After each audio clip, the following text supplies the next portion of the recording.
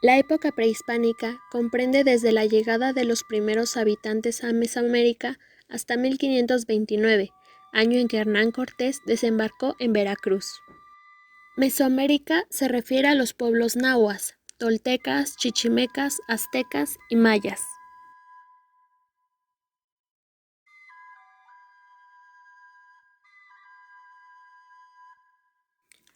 Las escuelas de la época prehispánica.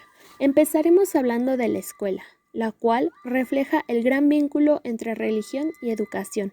Era el lugar donde niños y jóvenes se formaban y adquirían los conocimientos necesarios para la realización de tareas o roles que se les asignaba en la sociedad prehispánica. Se enseñaba una mezcla de prácticas como los sacrificios y penitencias, y técnicas como leer e interpretar los calendarios ritual y solar. Su ingreso y permanencia variaba de acuerdo a sus orígenes y destinos. Podía ser desde unos años hasta indefinidamente si decidían ser sacerdotes. Las escuelas más comunes en la época prehispánica fueron la Calmecac, destinados a los nobles y dedicados al dios Quetzalcóatl, y los Tepochcali, para los plebeyos, dedicados al dios Tezcatlipoca. El Calmecac del náhuatl Cali, casa, Mecatl, morador y C, lugar, era la escuela para los hijos de los nobles aztecas. En esta escuela se les entrenaba para ser sacerdotes, guerreros de la élite, jueces, senadores, maestros o gobernantes, educándolos en historia, astronomía y otras ciencias, la medición del tiempo, música y filosofía, religión, hábitos de limpieza, cuestiones de economía y gobierno y sobre todo disciplina y valores morales. La escuela funcionaba como un internado, donde los jóvenes vivían, dormían y comían. Con los aspirantes a sacerdotes, su educación se enfocaba en la religión e incluía rituales, cantos a los dioses e interpretación de los sueños. Los aspirantes a guerreros de la élite o a gobernantes recibían más entrenamiento militar y sobre asuntos de economía y gobierno.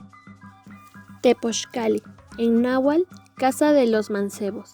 Centros en los que se educaba a los jóvenes del pueblo a partir de los 15 años para servir a su comunidad y para la guerra, a diferencia de los nobles que asistían al Calmecac. La vida en las Tepochcali era dura. Desde la madrugada comenzaban las agotadoras actividades. El día iniciaba con un helado baño, seguido de una comida muy controlada.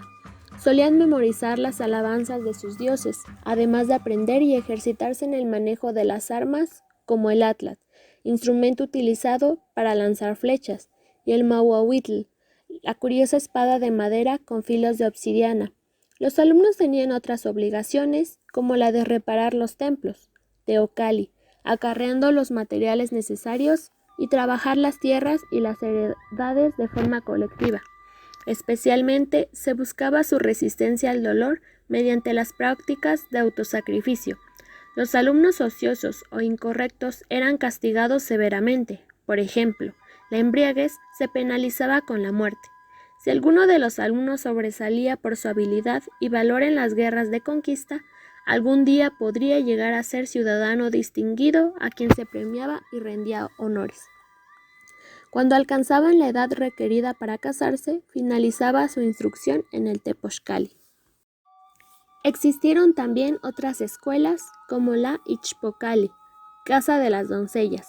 Eran las escuelas en las que asistían las niñas y las jóvenes.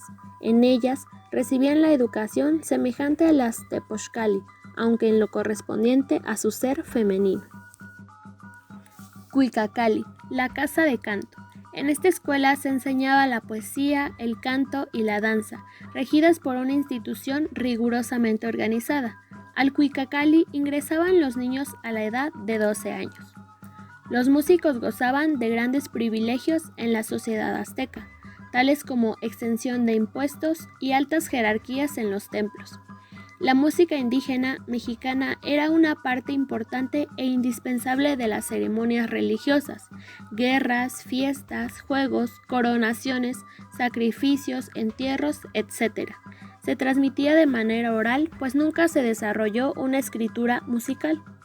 Existían instrumentos como las flautas y flautines, los jarros silbadores y ocarinas, el caracol marino que se usaba como trompeta, el disco metálico parecido a un conco, el tambor vertical, las sonajas de barro, el raspador de hueso y los capullos secos de mariposas atados en grupo alrededor de los tobillos de los danzantes a manera de sonajas.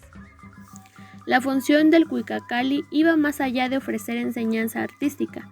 Tenía, al igual que el calmecac, la función básica de transmitir y elaborar la lengua culta. Los estudiosos aseguran que la conquista arrasó con la lengua culta.